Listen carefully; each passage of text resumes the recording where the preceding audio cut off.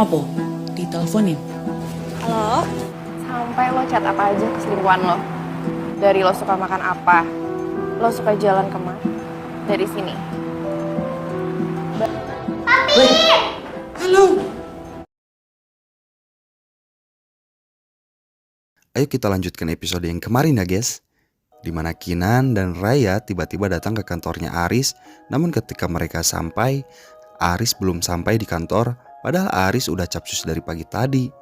Ketika Kinan hendak menghubungi Aris, pas banget nih Aris yang masih ngefly datang ke kantor berbarengan dengan Miranda. Aris yang tadinya masih ngefly tiba-tiba langsung seger ketika melihat Kinan dan Raya yang ada di kantornya. Oh iya, Miranda juga terlihat agak salting nih pada Kinan karena dia habis menyaksikan suatu fenomena. Aris yang langsung ngeh dengan keadaan langsung bilang ke Miranda bahwa ia akan langsung menunggu Miranda di ruang meeting. Aris menggiring Kinan dan Raya untuk masuk ke ruangannya. Aris terlihat gugup karena kedatangan Kinan yang tiba-tiba. Dan Kinan pun sadar akan sikap Aris yang aneh. Di situ Kinan menanyakan pada Aris tentang Jack dan ruangannya. Ingin bertemu katanya. Namun kita semua tahu kan bahwa Aris pandai bersilat lidah sehingga Kinan gak ketemu dengan Jack. Dan Kinan pun pamit. Setelah Kinan pamit, Aris langsung lanjut meeting sama Miranda. Setelah meeting selesai, kayaknya Aris ngeh nih tadi pagi ketika sedang membuang bibit presiden ke tenggorokan. Di sampingnya ada Miranda. Aris meminta agar Miranda bisa menjaga rahasia tersebut sebagaimana Aris menjaga rahasia Miranda. Di sisi lain, Lydia ada janji kerjasama dan datang ke kantor bertemu dengan Dion. Dion adalah selaku manajer perusahaan. Sebelum bertemu dengan Dion, Lydia sadar bahwa kancing bajunya ada yang lepas. Nah, ketika bertemu, Dion terlihat langsung tertarik dengan Lydia, menyambut Lydia dengan sangat ramah. Selagi Lydia menjelaskan mengenai profil kehidupannya, Dion terpana dengan paras cantik Lydia. Apakah kisah cinta Dion akan menjadi series layangan putus part 2? Kita nantikan saja ya.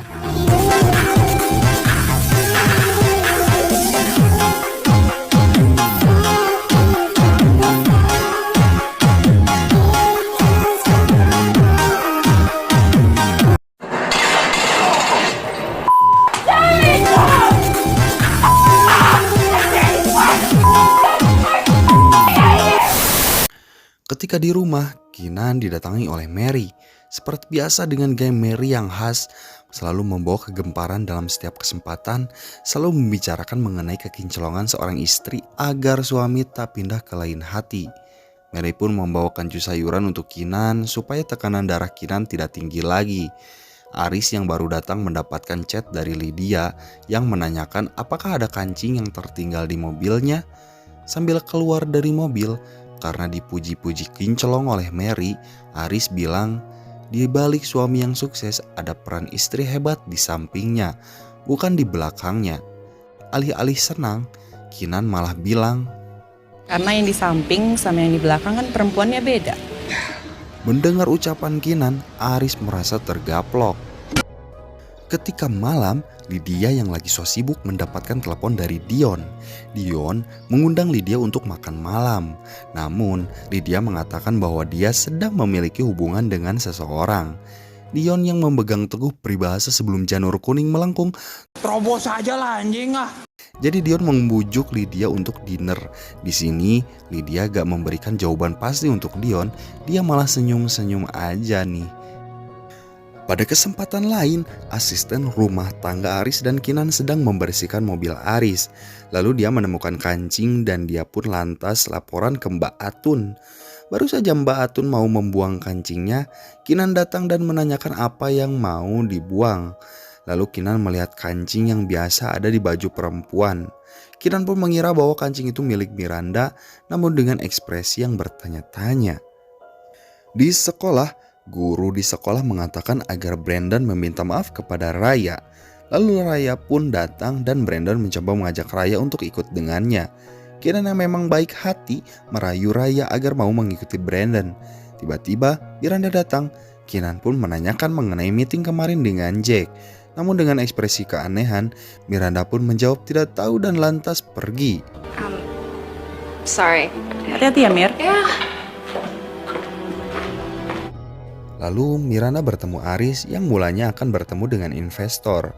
Namun karena investornya tidak hadir, Miranda sengaja tidak memberitahukan kepada Aris karena Miranda ingin mengatakan sesuatu kepada Aris, yakni mengenai rahasia tentang mereka berdua. Miranda menegaskan bahwa ia tidak mau terseret dengan urusan Aris dengan Kinan, dan ia juga tidak suka dengan perkataan Aris yang kemarin. Aris yang terlihat tidak tertarik untuk membicarakan ini akhirnya pergi dan meninggalkan Miranda.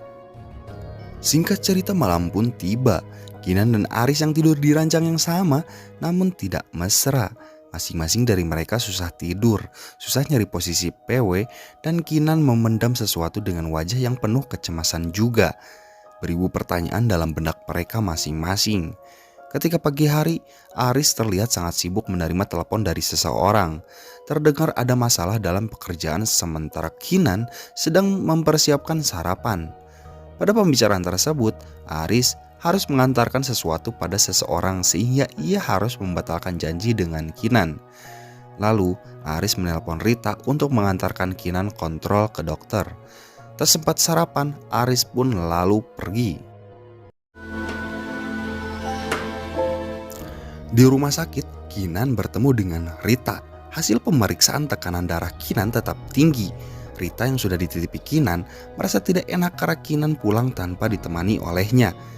Kinan pun terlihat menolak untuk diantarkan oleh Rita karena merasa Rita sedang bekerja dan Kinan tidak mau mengganggu pekerjaannya. Kinan pun lantas pergi, namun ia terlihat memendam sesuatu. Rita lantas bertemu dengan Andre yang merasa ada sesuatu yang mengganggu pikiran Kinan. Rita menanyakan apakah ia perlu berbicara dengan Aris karena Kinan perlu istirahat dan tidak boleh banyak pikiran. Andre mengatakan bahwa orang yang selingkuh tidak akan berhenti karena diingatkan, tapi karena ketahuan selingkuh atau selingkuhannya posesif. Ketika di rumah, Kinan sedang melamun dan membayangkan mengenai kancing yang ditemukan di mobil Aris. Aris yang baru datang diminta untuk mandi dulu. Pada kesempatan lain, Kinan menemui Lola sambil membawa kue untuknya. Lalu Kinan meminta bantuan kepada Lola untuk mencari tahu identitas dari nomor handphone yang dia bawa. Lola pun mengiyakan untuk membantu Kinan. Setelah itu, Kinan pun pergi meninggalkan kantor Lola. Lola langsung menghubungi temannya untuk mencari tahu identitas nomor yang diberikan Kinan. Lalu, Dion menemui Lydia di tempatnya bekerja karena Lydia susah untuk dihubungi. Seraya tidak puas dengan jawaban sebelumnya, Dion mengajak kembali Lydia untuk makan malam. Dan akhirnya Lydia pun mau. Tak disangka, Miranda datang ke tempat kerja Lydia. Ternyata Miranda ingin menenterapi Brandon. Brandon yang semula ogah-ogahan akhirnya menyambut uluran tangan Lydia. Sementara Lola akhirnya mendapatkan identitas nomor yang diberikan Kinan.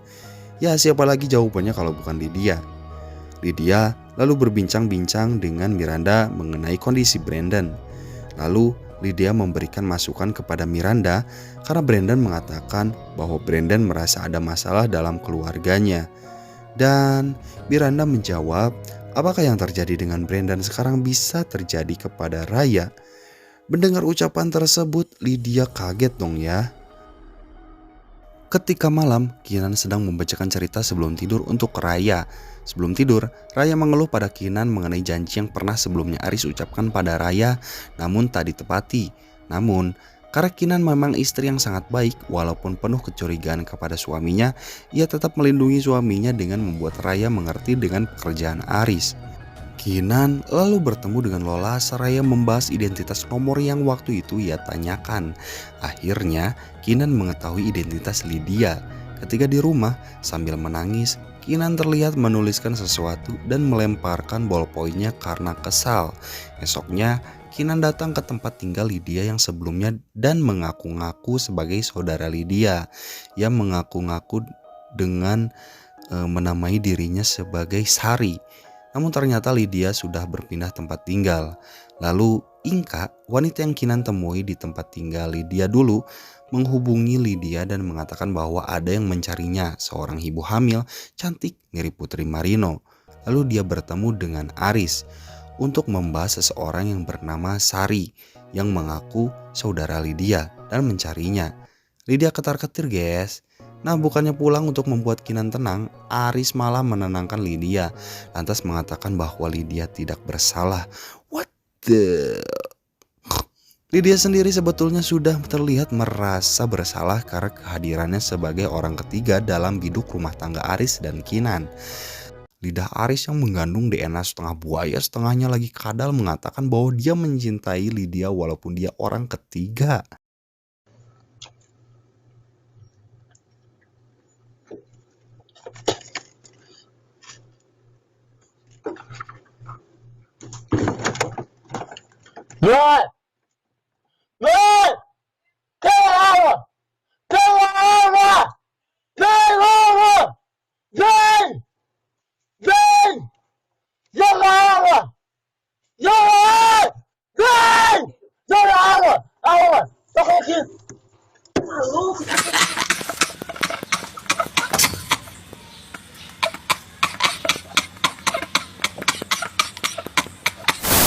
Yes, di sini saya mau ngingetin aja ya, jangan pernah meremehkan kemampuan perempuan dalam mencari tahu tentang selingkuhan.